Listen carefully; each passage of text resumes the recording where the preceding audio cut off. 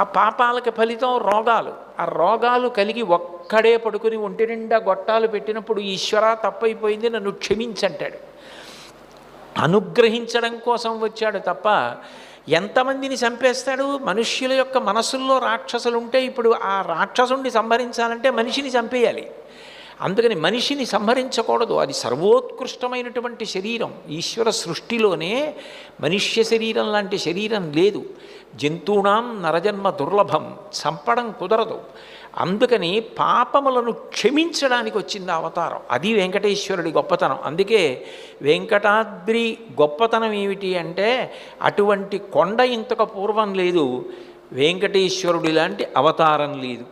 కలిబాధ మాంప తిరుమల కలియుగ వైకుంఠమనగ గైసేసిన మీ సలలిత కరుణాహృదయము కలలోనను మరువరాదు కంజదలాక్ష అంటారు.